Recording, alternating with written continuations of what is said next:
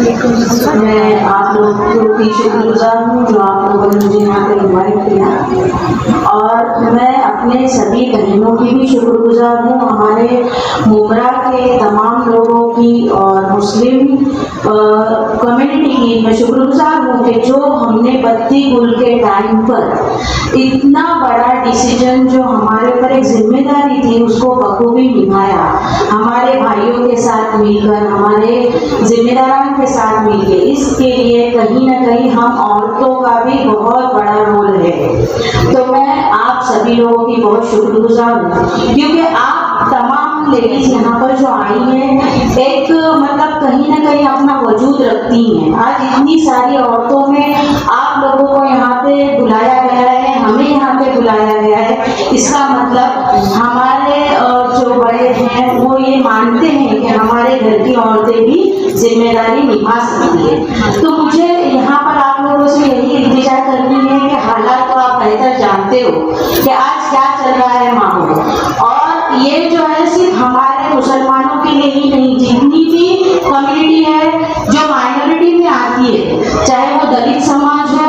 या आदिवासी समाज हो या कोई और समाज हो, धीरे धीरे इन लोगों ने, आपने देखा होगा कि मुस्लिम कम्युनिटी को इन लोगों ने टारगेट किया, हमारी वक्फ की जमीनों को टारगेट किया। हमारी वक्फ की जमीनों को टारगेट करने का इनका असल मकसद हमारी जमीनें हड़पना है। इन्हें किसी पॉलिटिकल मतलब हिंदू मुस्लिम कोई भी जात धर्म से कोई चीज से लेना देना नहीं रहता है, क्योंकि इन्होंने पहला टारगेट हमें किया, दूसरा टारगेट इन्होंने क्रिश्चियन कम्युनिटी को किया। तो ये लोग जो है किसी के भी नहीं है। तो मुझे ऐसा लगता है कि तमाम समाज के जो लोग हैं माइनॉरिटी के, उन्होंने एक होना चाहिए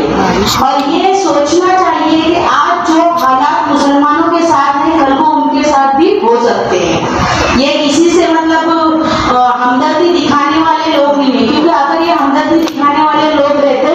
तो जिस वक्त इन्होंने बोला कि बड़े का मांस बंद कर दो,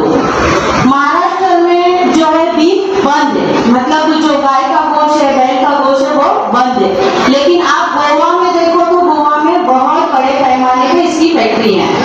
क्योंकि ये हिंदुस्तान में ही आता है, गोवा हिंदुस्तान के बाहर का तो है नहीं। अगर इनको अपने जात धर्म से मोहब्बत रहती तो वो क्या करते, वहां पर भी बंद है। तो इससे ये साबित है कि ये पार्टी जो है किसी की नहीं है। दूसरी चीज जो है, आपने देखा होगा कि इन लोगों ने 3 तलाक का जो है मसला लेकर आया, उस वक्त भी इन्होंने क्या किया, वही किया।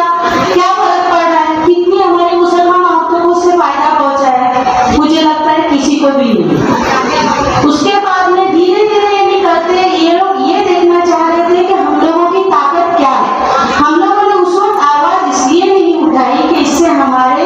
मजहब को नुकसान नहीं पहुंच रहा था, लेकिन आज कहीं ना कहीं ये लोग छोटी छोटी बातों को टारगेट कर